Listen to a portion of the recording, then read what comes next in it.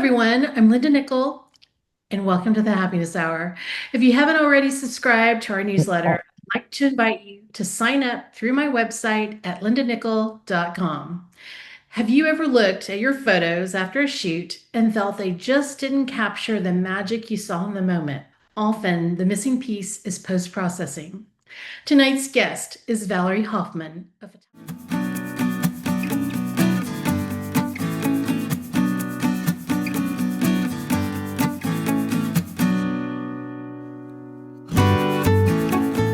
A photographer, educator, and workshop leader based in Pennsylvania.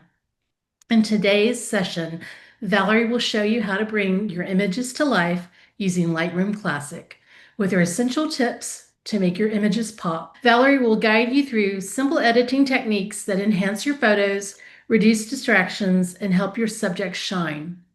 If you're on Instagram, you can find her at Valerie Hoffman Photography, and you can connect with her through her website, valeriehoffmanphotography.com. Welcome back to the Happiness Hour, Valerie. Well, hey, thank you, Linda.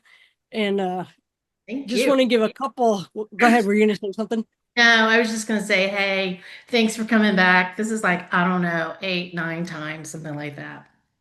No, Joan says it might even be more that I should start charging you. Joan needs to hush it. Actually, let's make fun of Joan for a second. I know that she's retired and she has nothing better to do, but she is binge watching. She's so cute. She sent me text, but she'll email me and tell me she's gone back way back in the archives. I have no idea what she's digging up, but I'm Well, glad. it's a ton of great stuff. It's not old or anything. It's great. So, all right. So I've been using Lightroom since 2009, and since I lost my full-time job in 2009, I've been pretty heavily invested in photography and learning Lightroom for sure. That's the primary program that I use and stay pretty up to date on it. I don't claim to know how to do everything there is to do, but I'm pretty comfortable with it. So I'm excited to be able to share, some tips and things going forward. Just a note though, how it, just from teaching the classes earlier this year, I know that a lot of people don't edit their images or are not comfortable with it. And there are a million different ways to edit an image. And I'm not going to say that the way I do it is the only way to do it. It's the way I like to do it. Editing is part of the whole image making process, and it's part of bringing your art to life. And so every image needs some editing, even if you shot JPEGs and let the camera do everything. So just want to kind of point that out. So I have a variety of different types of scenes, and I will go through the things that I do almost to every image. And then I will also touch into some of the local adjustments or the masking things that I might do to enhance an image too. And it'll still probably take, a minute per image or so. I'm going to start with flowers because, it's spring, it's flower season. I love flowers, definitely tulips. So here's an image, and what you're going to you see at first is the raw image and the way I captured it. And this is arguably a little underexposed because it was full sun and the sun was trying to bleach out, parts of the flower. But it's too dark. I like my flowers lighter, fluffier, or whatever, softer. So one of the things I do, so we're over here in the basic panel, and most of your editing will at least begin in the basic panel. Whether you go beyond that is up to you, but I'll show you some reasons where you might. And one of the first things that I might do is crop, but I think I'm going to mostly leave this image as it is. And then one of the next things that I do is I come to this profile tab, and I take it off of Adobe Color, which is the way my images come in. Yours might come in a little different. And I usually click on landscape. And I just find that that gives the images a little extra pop, a little extra color, especially if you have blue sky and everything. So I like to start with that color profile. If you click on that, you can see that there are a lot of options, and they change based on whatever camera you use. Now, here are all the basic sliders that I would work on to begin editing. And if you're like, oh my word, I don't even know what to do with them or where to start, one way you could start, but I think this is going to be a bad example, is you could click on the auto button. And sometimes it does nice things, and sometimes it doesn't. So I'm going to reset this because I don't think that overly helped anything. So back to my landscape. So now what it needs is some brightness first, right? So I'm just going to take the exposure up. Let me move this picture over here. And I keep the histogram exposed. I keep an eye on that. I keep a box checked up here, which will show me any blinkies. So see that red there? If I'm blowing out my highlights, I want to be able to see that. Obviously that's too bright. So I might take this down to about here. I'm going to keep that highlight alert on though. I'm going to just bring down the whites, which will help to eliminate some of that. I'll bring down the highlights a little, which starts bringing in some of the detail right there. And I'm going to open up my shadows a little bit just to kind of lighten it up. And for the most part, with those couple of clicks, that's a pretty nicely edited image in my mind. So those are some of the things that I would do automatically.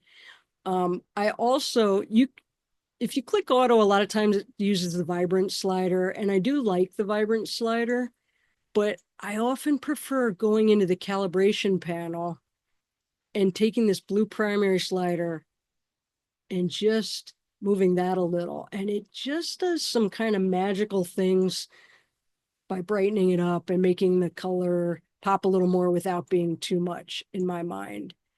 All right. So those are the basic things. You could probably call it good there.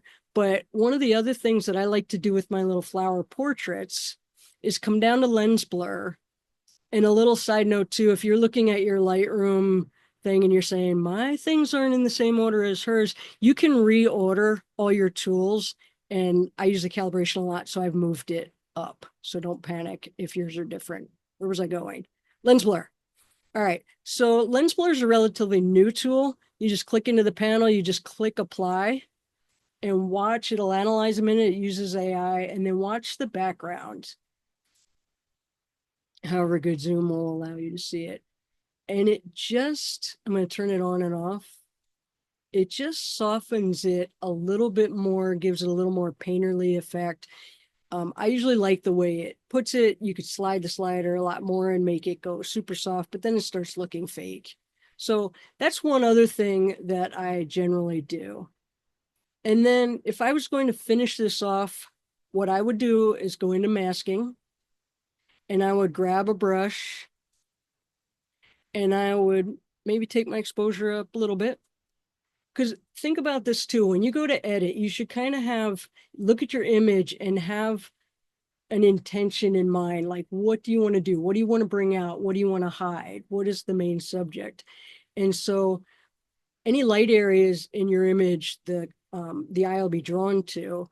And so this is my main subject and I want this to pop out a little more. So I'm just going to take the brush over top of just these little bit darker parts and maybe just lighten that up a little bit and give it, there's such a drag with zoom, just a little bit more pop so it draws the eye more. And so let me take that off. So here's the before and here's the after. Just kind of brightened it up and you can do whatever edits from there. And I might even go to the effects panel and just give it a little vignette and done. All right. And one more flower here that's similar. Nobody, this one I would crop. So I'm going to do this. I went out on a rainy day. I love this tulip. I don't mind the background, but it is, get you out of there. Hang on, I'm trying to get rid of half the stuff that's popping up on my screen thanks to Zoom. I think I do want to zoom it in a little. So I'm going to move. There you go. I'm going to make this a vertical.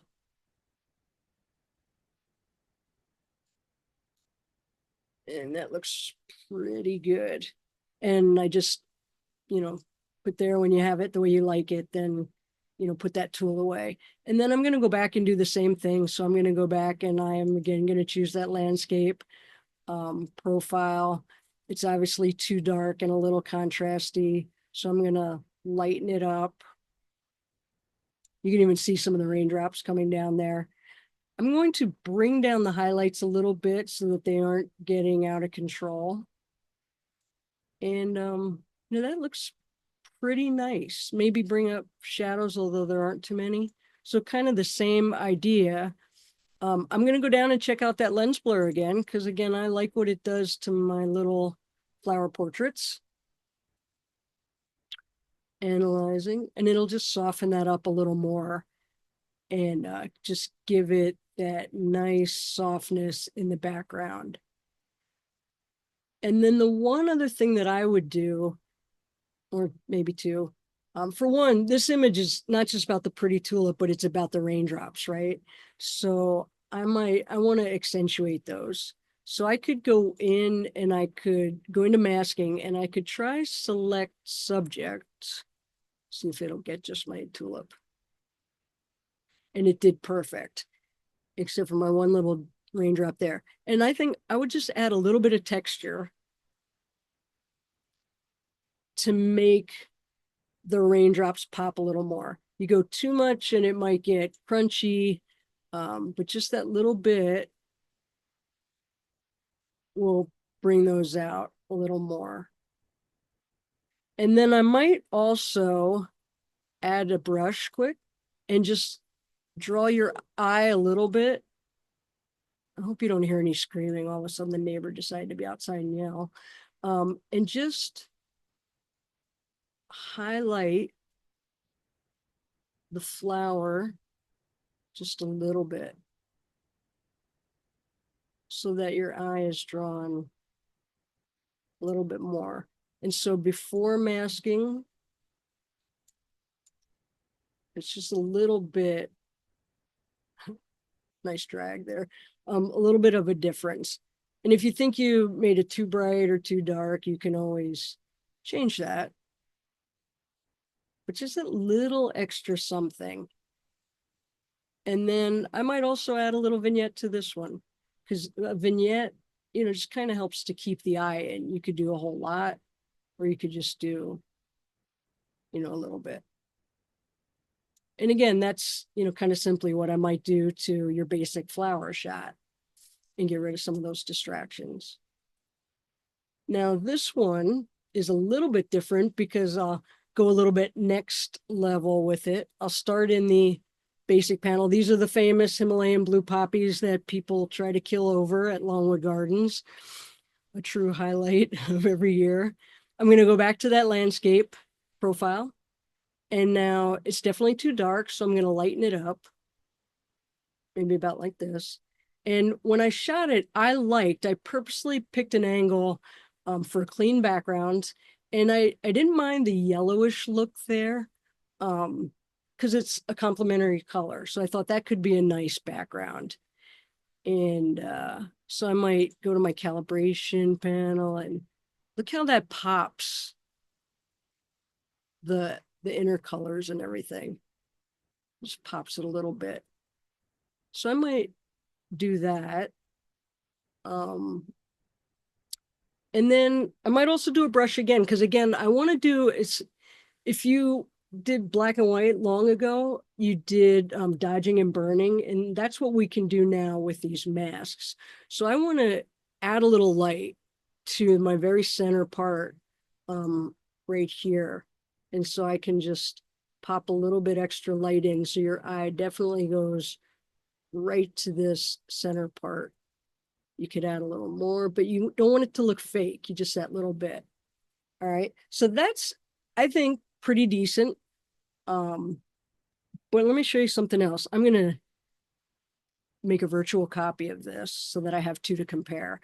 Now, the next thing I want to do, because I thought, well, what if I go back into masking, I select the background, and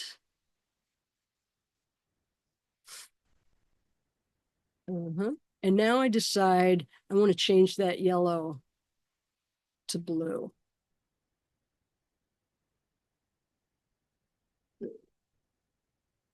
And I kind of really like that.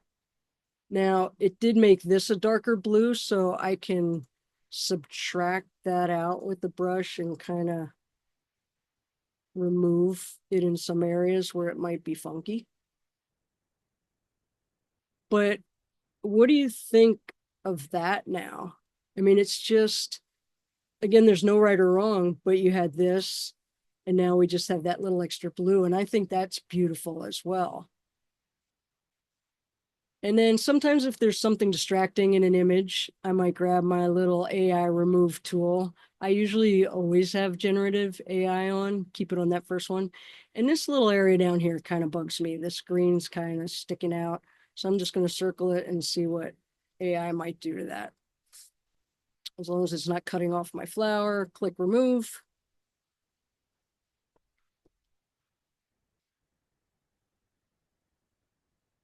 And if you've never played with this, you usually get 3 different options. Sometimes the first one looks great. Sometimes it doesn't. So as soon as AI is done, which takes a long time when we're on Zoom, of course it doesn't want to do it on Zoom. Try one more time. There we go. And you can see, do you like that? Is it better? If not, try a second one. Not try a third one. No, that made it the same. Here's my thing. And you could regenerate. I'm not going to waste time with that. I'm just going to leave it that way. I kind of like that a little better. And done. So that's everything I would do. And that takes the image. And I have, oops, these two that you can compare then side by side.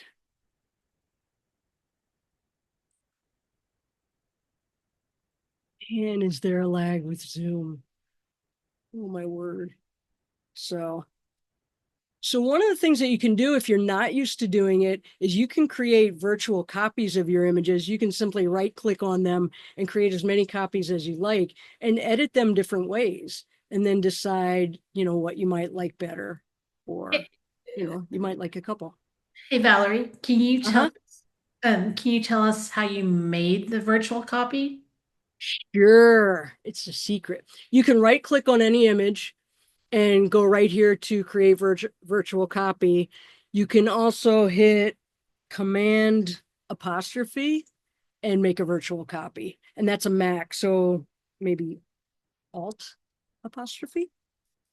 I don't know what the symbol is on a PC.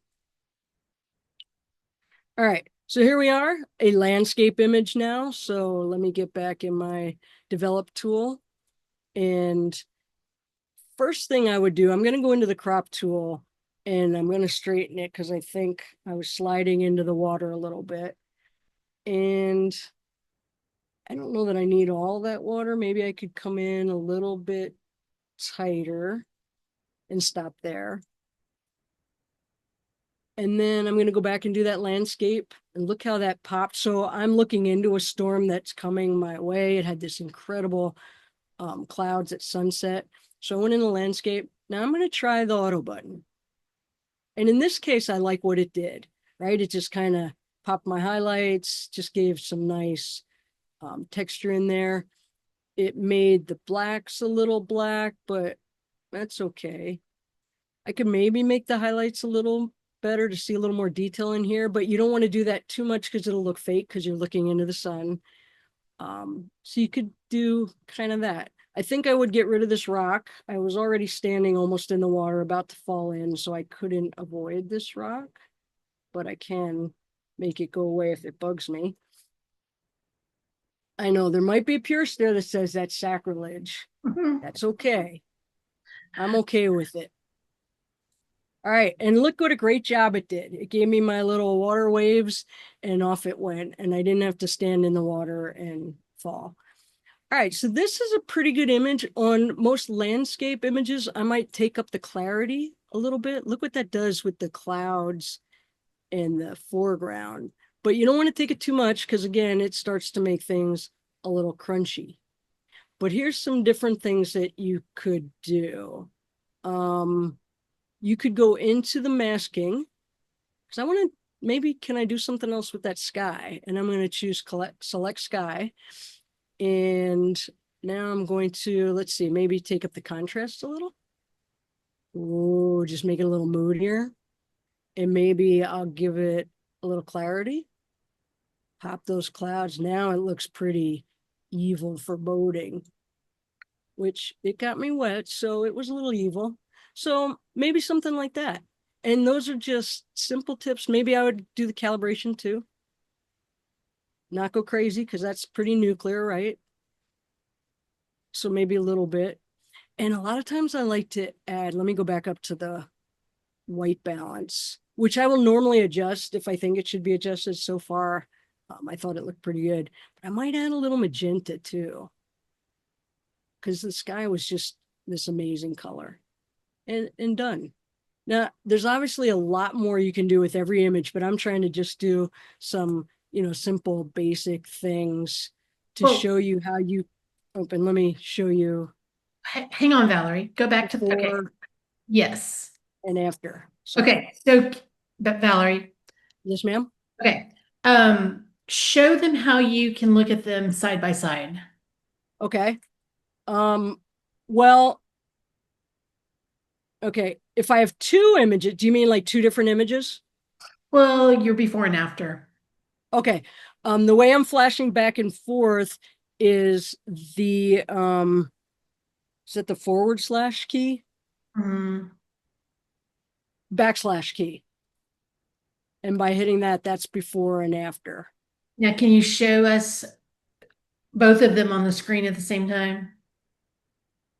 Um, Maybe for, there you go. no. Wait. I can't hold it.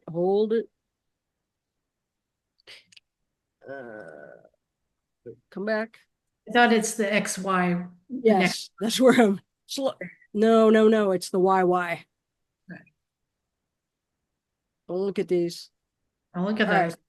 there we go. YY, I think. There it is.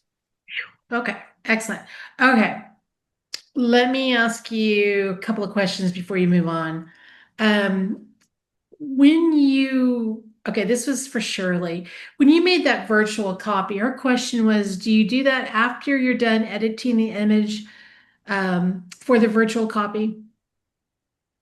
You could do it at any point. Like, say you want all your basic edits, right? You put the landscape profile, you cropped it. You don't want to have to keep doing that again and again. So, whatever you want to be the same on future images, make the virtual copy from there. And then you might just change white balance or crop a little more or do different edits, different masking, even. So you can make it in any part of the process, and there's no limit to how many virtual copies you can make. So you could just keep making them to your heart's content. Mhm. So Gail's question is, are you using a tablet pen or a Wacom, or do you think that, Amazon mouse and a mouse pad. That's it. okay. Do you think it would be easier if you had the pen or the Wacom to do that? Have you ever used one? No, because that would be another thing I'd have to learn. But yes, for meticulous edits. So I'm really fine for everything with the mouse, except for some maybe really fine edits, like with a star trail. But even for dust and everything, the mouse is totally fine.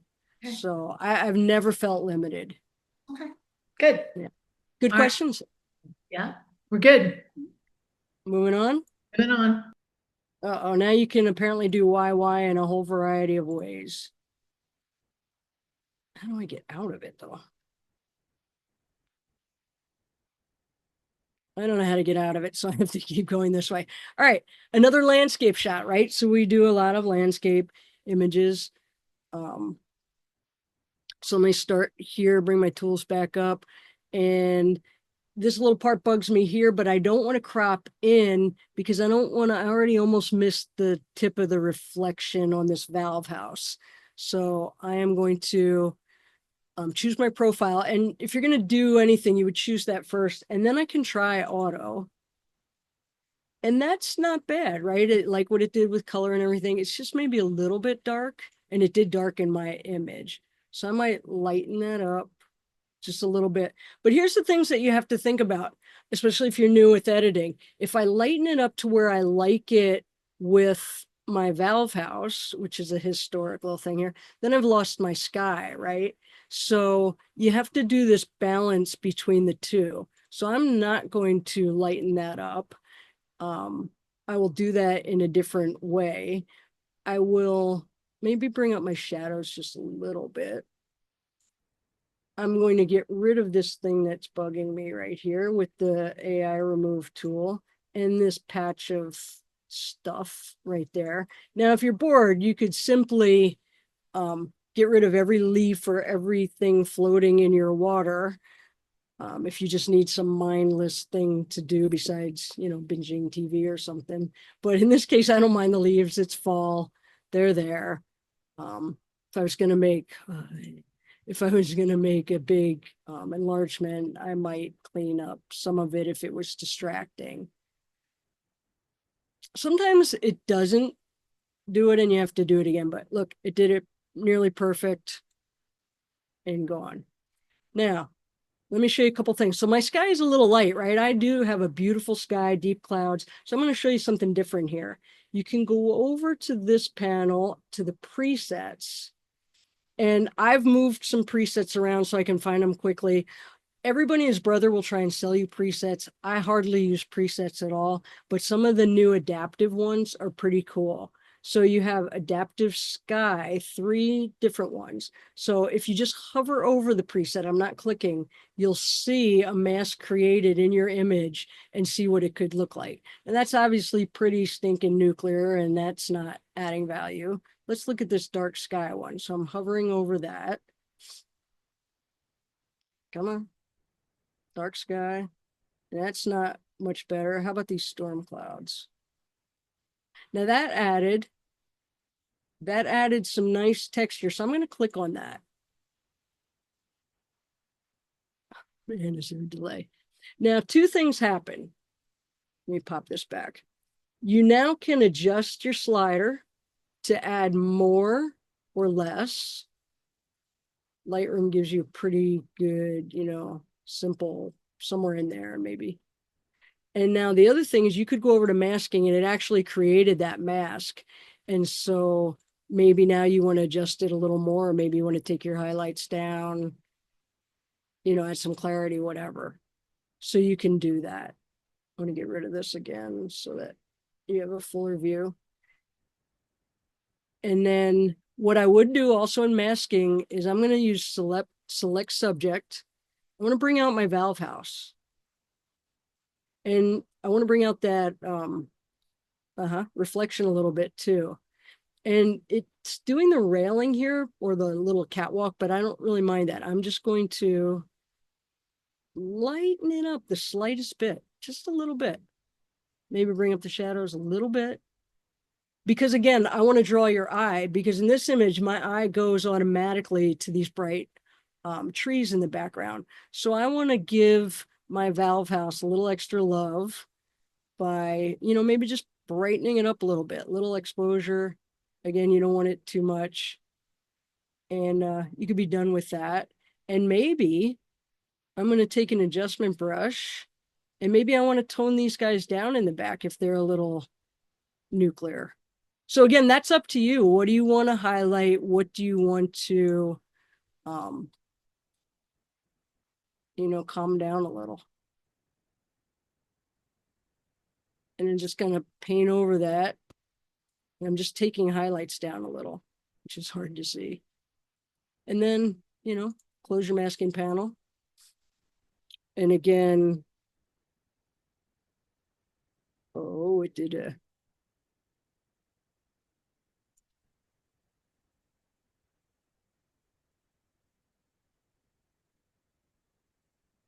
right, did that. It has a previous edit that I didn't, I guess, get rid of. But if I go here, you can see that was actually the original. I'll just click reset and then undo that. So again, just a couple clicks and I've done a lot of different edits that, make it kind of glow. Now let's move on to a landscape scene that has a little bit more of architecture in it. And some of you might recognize this. So I'm going to do the same thing again. I'm going to go to my landscape profile. I'm going to click auto. And I like what that did. Auto's just, it used to be terrible, but in the last couple of years, it does pretty well. Sometimes it makes the blacks too black or the whites too white, but in this case, it's pretty good. Now, one thing that when you have architecture, so when you have buildings, a lot of times, especially if you were using a wide angle lens, they tend to lean. And so I'm pointing up a little bit with a wide angle lens from in front of the Capitol. And so my building is actually leaning back a little. So I'm going to go to the transform panel and I'm just going to click on auto. And that brings it forward to look natural. And that's just one easy thing without going into all the rest of that. Now, the one thing that I don't like here is that I can't really see this monument. It was pretty neat. I wanted to include it. So what can we do about that? Well, I think we can create a mask. And I don't know, if we do select subject, it might not know what my subject is, and it doesn't, right? It thinks it's going to get the capital too. So I don't want to do that. So I'm going to do select object, and I'm going to paint. So I'm going to grab a brush and just try and tell it, okay, everything I paint really roughly. Could have made it a little smaller. See how well it does.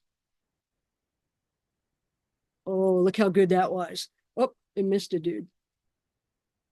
I missed his head. Hang on, let me add a brush. Let's get this little guy's head too. I don't know what's happening right there, so we'll fill that in as well. It's usually pretty good. So now, what if I just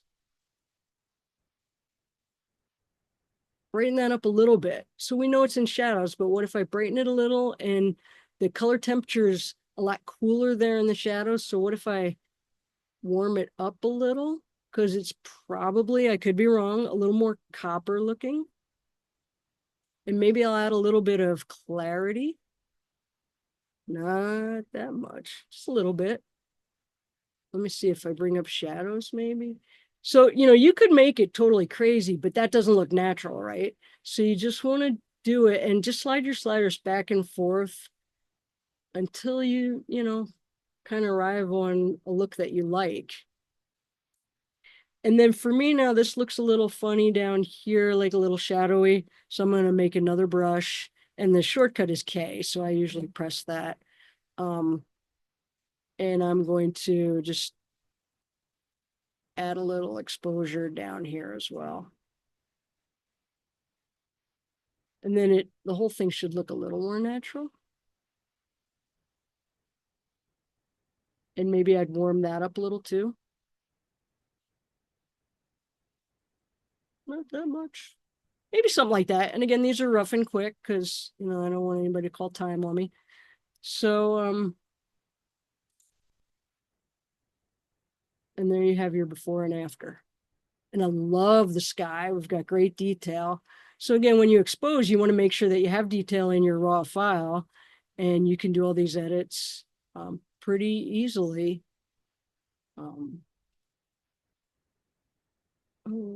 Stop. With a couple quick things.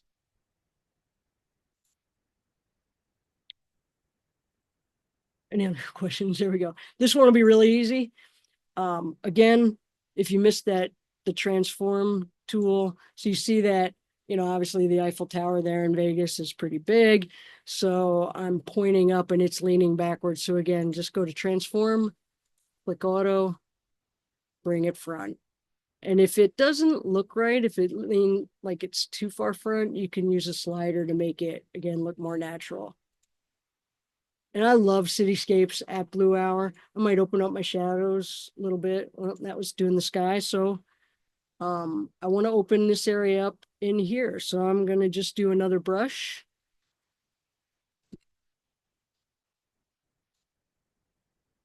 I don't know if I really need to see people here, but let's see.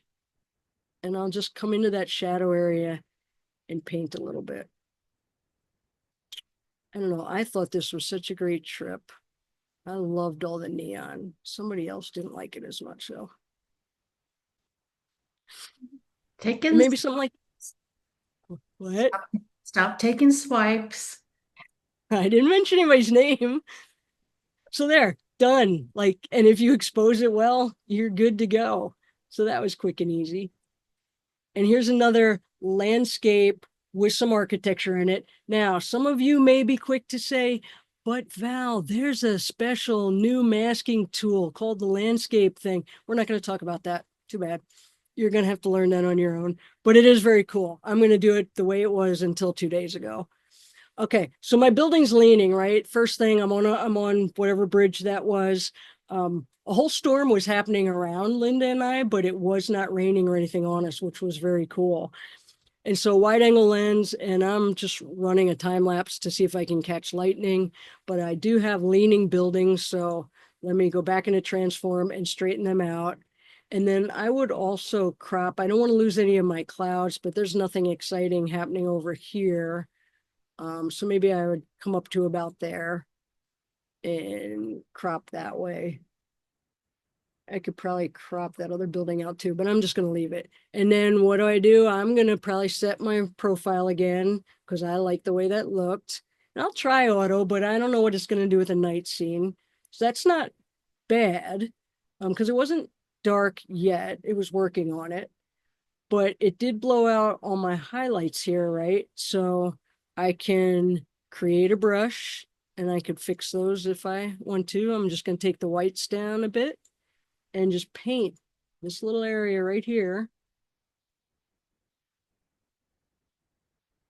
And nobody asked, but as I do it, I have my feather pretty high, my flow and my density pretty high on most brushes. And then I could, play and see if I get any more detail in there. But I'm not that worried about, they're not the subject. And I might add some clarity for sure. Buildings like clarity. And I'm going to do a mask for my sky. Because I wonder if I can bring out the lightning a little bit more. And so I'm not even worrying that it's overlapped right there, but I think I'm going to try clarity.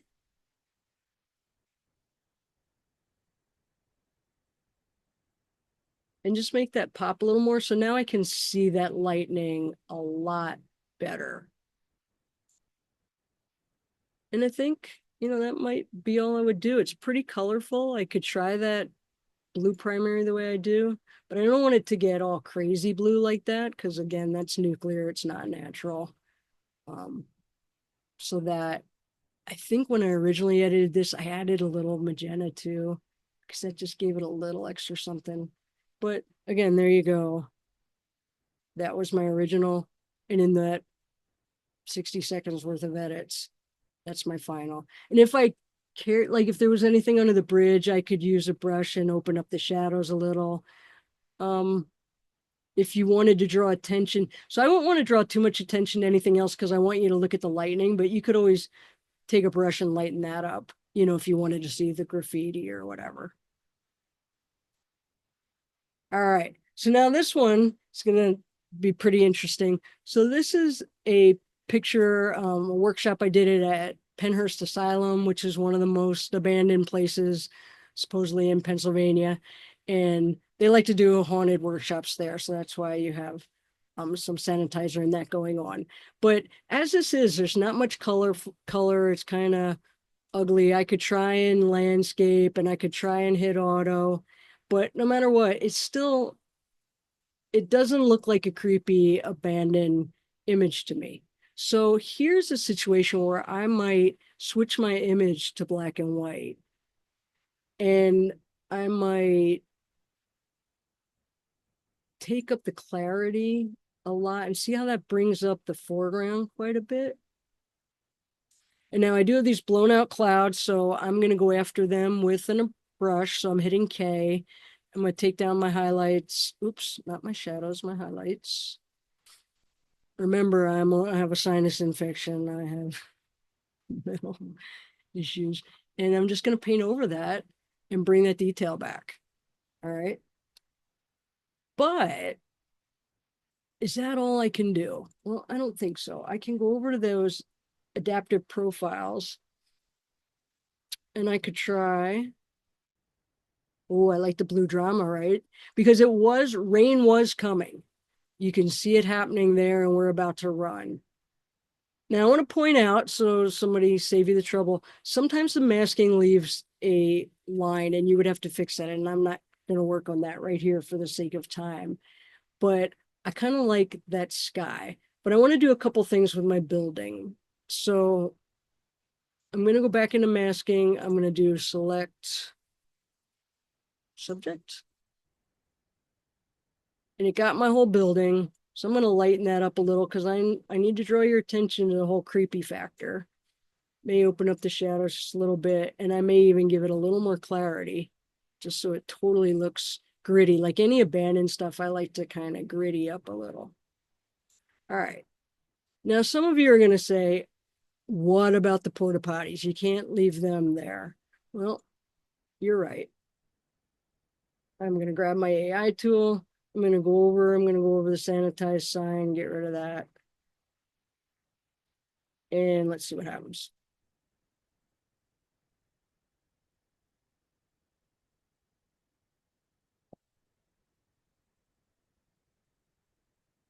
We added some steps this time. Well, I could be okay with that. So my options are,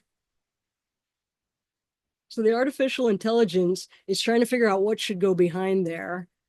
It added more junk.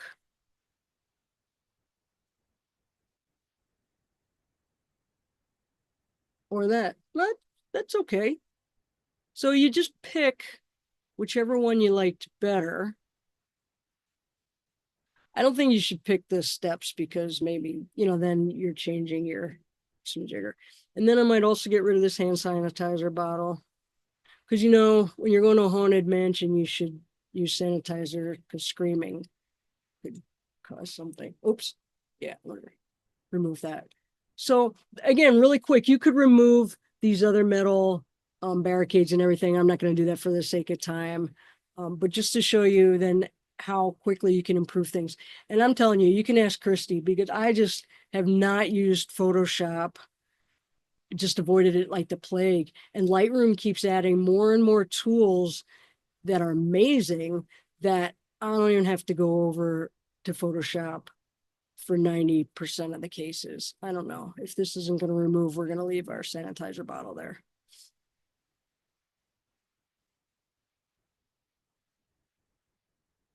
I'm going to show you another tool here in a second that I would use.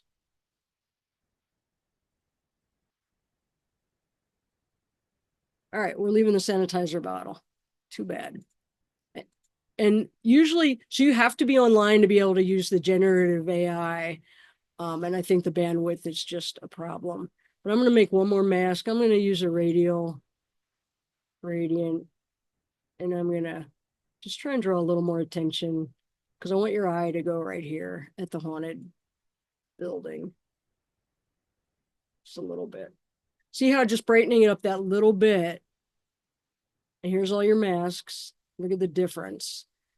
How that just gives your eye someplace to go. So I'll look here and then I'll go up and look at the amazing clouds and I will completely ignore that little edge right there for now. So how cool is that? So it was a very drab image, but now I've made it more of the feeling that you feel when you're there. And so now just thinking architecture, I love architecture. I've done a presentation with that. I like to do some different things. I thought this was really neat. This is a library in Maryland, but it's just kind of plain. Where do I look? I mean, I like it, but I don't love it. So I'm going to come over here and I'm going to actually make this a black and white.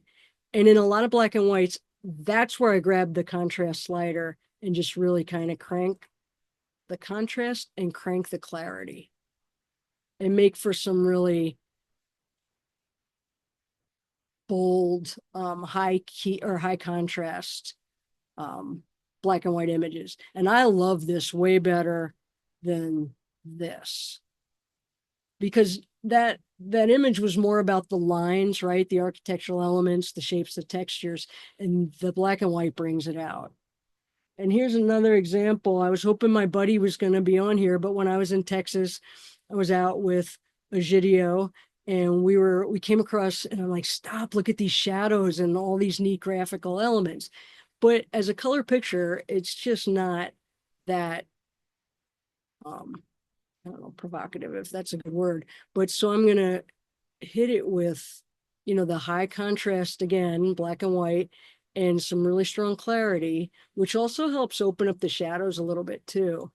And I think that's a way nicer, more powerful image. And I could lighten the video up a little more, but it's not really about him. It was, the story is him photographing the neat elements. Um, if you don't like this bottom step, maybe you could crop that a little bit, however you like. But again, such a big difference. And then on the same line, I like to shoot a lot of rusty stuff. I love hood ornaments. So this was at a place over in New Jersey. And I think this is the one that Christy has nightmares about. She says it looks like it's going to steal your soul. So let's play with this one. I did the same thing. I went to that landscape and I'm going to hit auto. And now it really made the blacks too much. And I'm going to pull them back a lot. All right. Now, I want to add some texture, but I don't want to add it to the background. So what I'm going to do, because the background already is a little noisy, grainy, so I don't want to make it worse with any texture. So I'm going to do select subject, see if that works. It mostly got it. It missed these little spots. So if your mask didn't do right, you can click on this hidden, and use add or subtract. So I'm going to add a brush. I don't know, did anybody's eyes totally gloss over yet? These tips and more can be found in the class. Okay, I'll do commercial then. But so here, I filled that all in. This is my subject. And now I'm just going to lighten her up a little in a little bit of the car. Just give it a little pop. And I'm going to give it some grit with some texture. So I really want that rust and stuff to pop out. And then what I might do is something to the background. So I'm going to make a background selection. And now I'm going to have to subtract all the things that it thinks are part of the background. So I'm just going to see the red areas are my masked areas. So I'm just going to now eliminate these from this second mask. And the color for the most part. And then, what do you want to do with that background? Do you want to make it darker? We could take down the exposure if we want to. And now look at how much, so here's the before and after for all the masks. And I think that just accentuates that subject a lot more. If you wanted, you could crop in a little bit, make it more about just the front part of it. You could use the AI masking to try and get rid of that brighter thing, which isn't always working. But I think that's a pretty cool shot. And well, let's see, does calibration, do we want to, could pop it a little bit. And then one more rust, just really quick, maybe get you excited to go out and find some decaying things or old trucks or whatever. Here was my original shot. And this is a merged HDR and Photomatic, so it's actually a TIFF. So I can't choose my other profile, but I can click auto and I want to warm it up a little because I think he'd look better, little rusty dog, as that. Give him some texture. Maybe give him a vignette.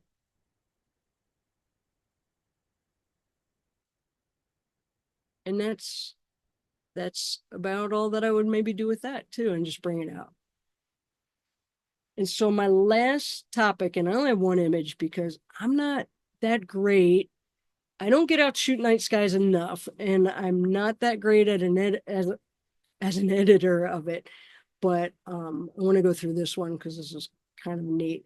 So the one thing that I want to change, so this is a World War II bunker on the beach at Cape May, New Jersey. And it's a pretty fun spot that we like to go to. And we get the Milky Way here. And I want to make that a little more prominent. So I'm going to go into the masking. And this is something that I would do for basically every night sky star shot is select the sky. And it usually does a great job with picking that. And for one thing, I want to make it bluer. So and how people make their sky, like what white balance, um, is a personal preference. I don't want to make it too like glowy blue, but I do want to make it, maybe a little more like that. And a lot of times I like a little magenta in my sky too. So just a little bit. And then in the sky, I'll usually add a little texture that kind of makes not too much, but look how it makes the stars pop out. Now, if you were able to look closely, it's also going to make the noise worse. So we'll discuss that. Oh, in a minute. I just realized I did something wrong. Oh no, I'm good. Okay. Sorry. And now another thing, this is where Christy's far better at this than I am, but I'm going to make a brush and there's some fine art to bringing out your Milky Way. And I think it's just a little bit of whites. And I just paint along that a little bit. I don't know. She could put in the comments what else she does there. Maybe a little exposure, but you don't want it to look like you're just trying to pop the thing out. See, it could get fake really fast.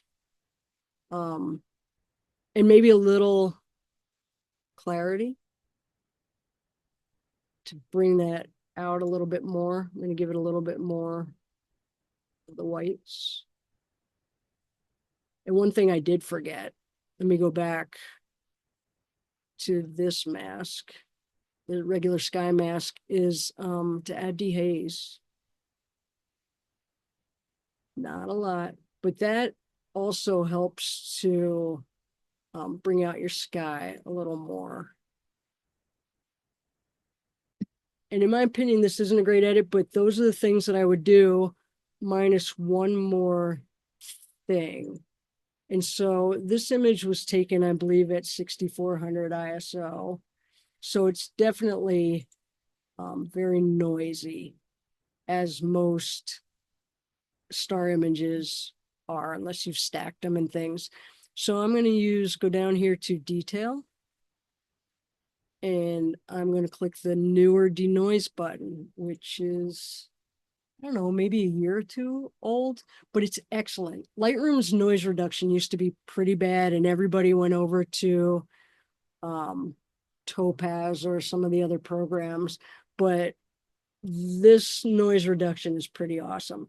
So it takes a minute to load your preview. And what you want to do is drag through to any of what would be the noisiest part of your frame. And we're really concerned about the sky here.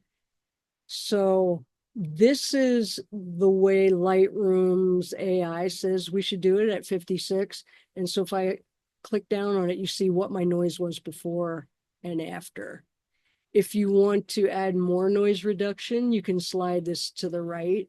The more you do,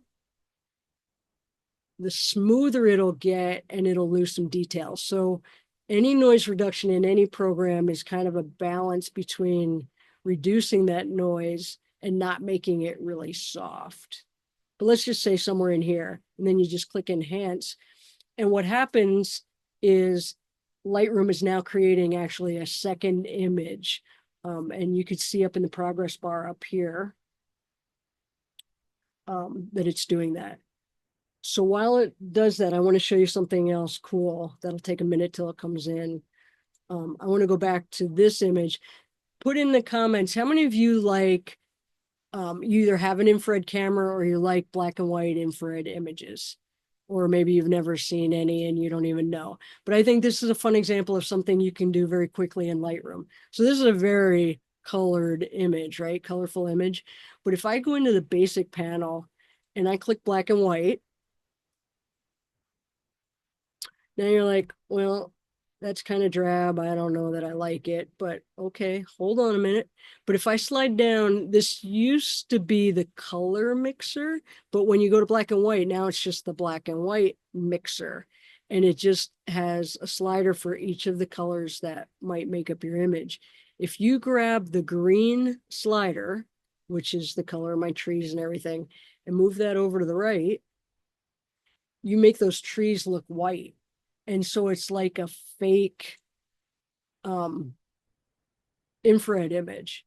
And so you could play around and maybe do that if you like that look. And I would probably darken this all down and then just make it all about my white tree. So that's just a little fun thing that you can do. And then I have 2 extra credits that I'd like to show if I still have time that everyone will find valuable as soon as I get my denoised image back here. So are there any questions right here before I do those? I don't see any. Okay. Is everybody asleep? Just me. I'm just kidding. Okay. Totally Come kidding. on. Totally All right, kidding. come on. Doo, All doo, right. doo. Hang Andy, on. So nope, he's wide awake. who's Andy Bruner. man, she's calling you out, buddy. All right. So here are my two images. So I'm going to highlight them. And if you were going like, man, that looks worse now, then you can go back and re-edit. But I'm going to do C, press the C button to compare two different images. Um, and hang on, it's loading my, I could even have something backing up too. So you notice the one on the left is the one that the noise reduction came through. You see, it's a lot smoother than the one on the right. And if we zoom in, look at the difference once it loads, how much better and cleaner that sky is. So you definitely want to use a noise reduction. I don't use it for any image. Every image, I definitely use it for night sky stuff. And I will do it as if I'm going to print an image or do something with it, then I'll do my finishing touches that way. Linda, give me 1 second here. I want to check something. Oh,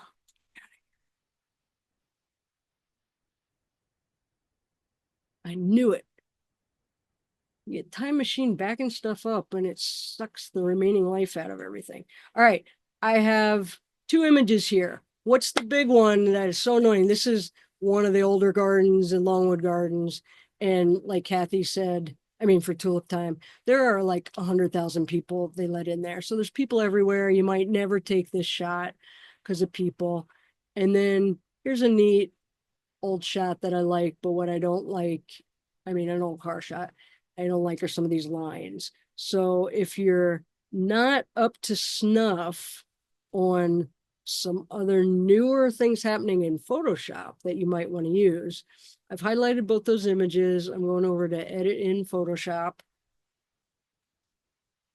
And yes, this is a magical moment being recorded that I'm going to do something in Photoshop.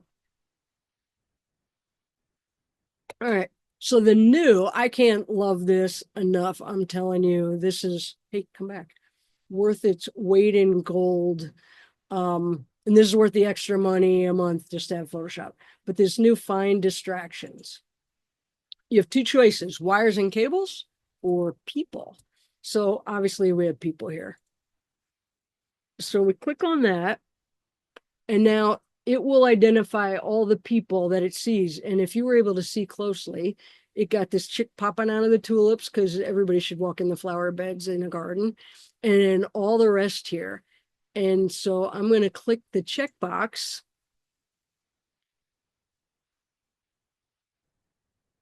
And in just a few seconds, magically, they all disappear as if you were in the gardens alone. But the funny thing is, some of their belongings will still be there. So you can just use this same tool and just draw over any baby bags or whatever else is left. And then it'll automatically go and work on that and kind of remove, although I didn't actually see it. Oops. Remove anything. Come on, buddy.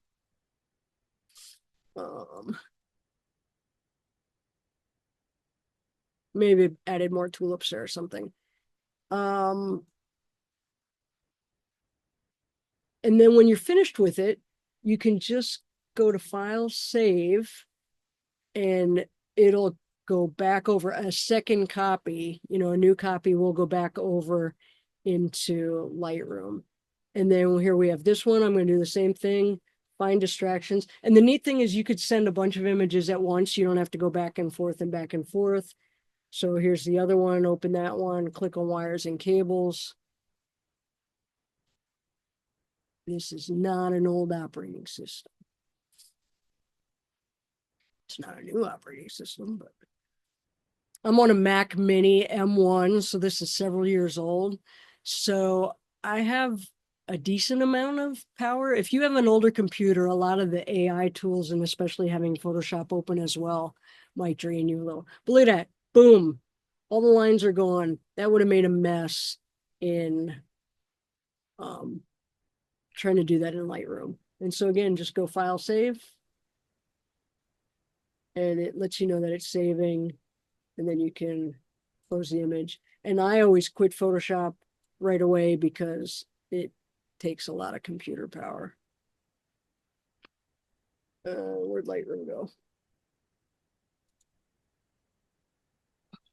Wow.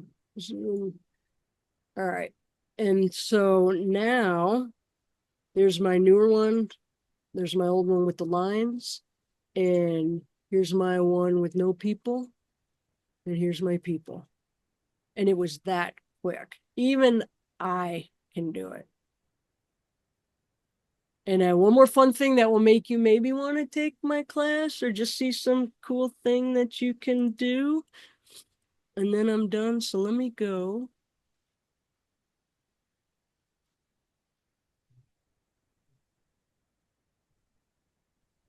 Okay, so this is in Longwoods Conservatory, and I love the lanterns, but it's daytime, so the lanterns aren't lit. And this particular day, there was going to be luminaries glowing at night. So they already had them set up, but it's daytime, so they weren't lit yet either. Well, I want my lights lit, and I can do that without going to Photoshop. So I can go in masking, and I'm going to create a brush, and I'm going to paint over. Oh, I'm going to try and do that a little more neatly than that. I'm going to add a little exposure. I will make my brush a little smaller so I can paint more gingerly. And I'm going to paint over this. And now I'm going to lighten that up, and I'm going to add a little yellow. And just like that, I have magically lit a lantern. And now I have that setting already done, and I'm going to come by and I'm going to light the rest of them up. Come on, somebody give me a wow. Oops. I set fire to the floor.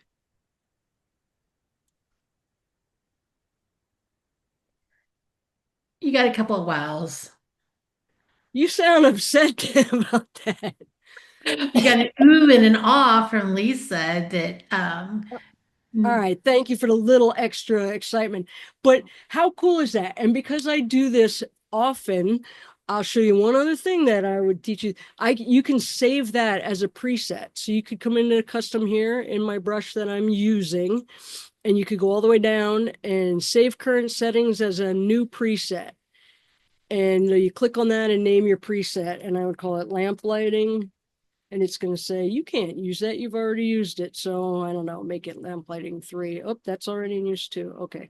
Call it whatever you want and create. And now when you go into a scene again, you can, let me click out of this a minute and go back in.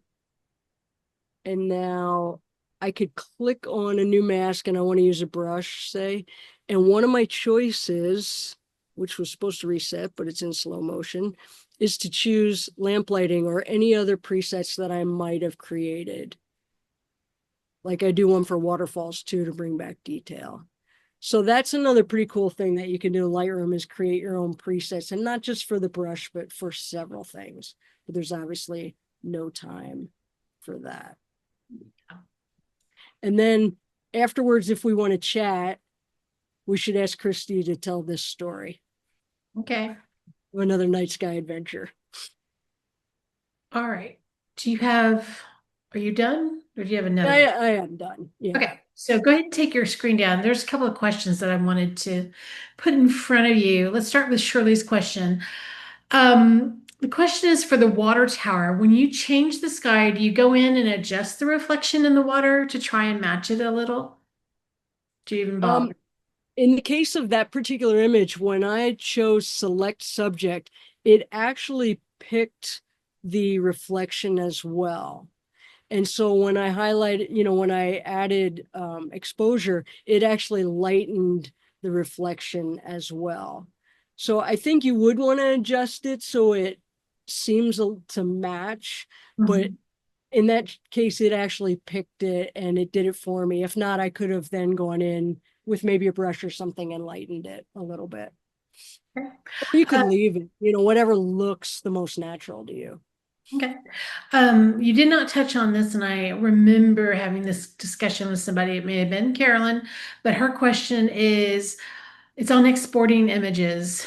What sizes to import them for website and printing large images versus posting on social? Can you do a quick fix for that? Yes, I would Google those questions, but can I show you something? So everything's different. Like what my website wants is different from, what I do on Facebook or whatever. So let's just take this image, for example. When I go to export it, I can right click and I'll do export. And because everything's different, so hopefully this answers your question. If you look under my user presets, I've created an export preset for basically everything that I do with images. So for Facebook, I've determined that the regular images that I post, not the big banner image, I'm doing 1000 by 1000. And again, Google, because you can check. A lot of people might do the really low res, like whatever 480 by 240 or something really low. I want my images to look good when I share them, but I don't want them to be full res that you just can have a heyday stealing them. So I've picked something kind of middle of the road. And then for the big ones that go across the top, I do 2000 on the long end by 1000. Okay. And part of my preset also, and this is something that I went through in one of the classes in detail, part of that is telling it where to go. So I have a folder on a hard drive that's Facebook, and it would go into banner images and I would name it, or all my Facebook images would go into a folder called Facebook and then by wherever it is, Longwood Gardens, whatever. For printing, I have one for full res JPEGs, whether I want to drop them in Dropbox to share with somebody or just on a desktop to print. And I have a preset for whether I have a watermark on or not. Everything I share, except for on Instagram, because someone told me not to do it, I watermark. And so you can create your own watermark in Lightroom. I do real estate images, so I have a real estate profile also. So just about anything, and even to export for star stacking and that are in here, my website. So I've Googled what are the best. I don't do anything for Instagram because I actually share that from my phone from Lightroom Mobile. And then I also cover in the class like when you can use the other programs hand in hand. But I have Googled what, for Facebook and for my presentations when I create them and for the events on my website, that kind of thing. Does Okay. that answer the question? I think it answers the questions. Yeah. And do it once and then you create a preset and then you only have to do it that time, and then just everything is already filled in. Okay. All right, let me get you to take your screen down again. And I'm going to give you an opportunity to tell people about the little class that you created. And if you want to take advantage of that of the microphone, do that. And then we'll Sure, close if you out. anybody's interested. So we did do a 4-part Lightroom series, 2 hours. They all went a little bit over.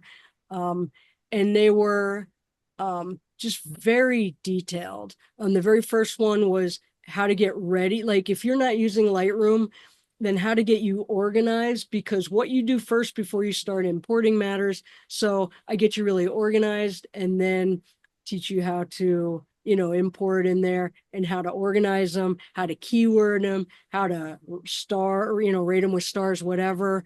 And then, this whole thing is on the catalog, how to find images easily. You can search by shutter speed, search by keyword, all kinds of things that, you may not know that Lightroom can even do. And that's the main reason why I love it so much, how you can make little albums, which are called collections, etc. And then the next lesson is the beginner develop. So all the things I did in that basic panel, anything you would do overall in the image. And then the third class was very detailed on those, all the different tools for doing those, what they call local adjustment or target adjustment, like in the masking, etc. And then the fourth one was everything else that you would normally use that I missed, like how to merge to HDR when you do bracketed images, how to merge panoramic images in Lightroom. So if you go onto my website and click on store, it's now there. And if you click on that product, there's a full description of all the different topics that are in each of the lessons. And then included with that is a very detailed set of notes that's anywhere from 8 to 10. I don't know, Elaine, how many pages? A ton of pages with basically everything I share and maybe even a little more, and my practice files. So the things that I go through during the lesson, you get the raw file of that as well. So you can do it, with me to learn. Otherwise it would be confusing. Okay. Well, Oh, thank you, wait, ma'am. wait, Wait. but there's more. There's a discount. I forgot to say. So We love discounts. Go for it. it slices, it dices. So normally it's 225. I have it on, I marked it right on sale right now for $25 off. But in addition, any happiness hour people will also get a half-hour private lesson where you can ask questions and say, help me with this. I can't edit this right or whatever. You can pick some things with that. And I'll even extend that time if anybody wants to just pay by Venmo or a Cash App so I don't lose the 6% or 3% fee. So, because I the don't know. fees are killers. These are the killers. I don't know. That's a lot of extra time with you, honestly. That's a Well, you lot. should pay double to be with me. I'm a joy. All right. Thank you, Valerie. Everybody put in the comments whether you agree on that. But yes, she can read it. And yes, we all love Linda. Let them come and talk to me. All right, Valerie, thank you for doing this. And I so appreciate you. Y'all, we know each other. We've known each other for a few years now, and it's constantly back and forth. We're actually being on our best behavior tonight. All right. Well, next week, Beth Bilo will be here to talk about adding layers of interest with multiple exposure. Until next time, go out and create something beautiful and hope that we see you again soon.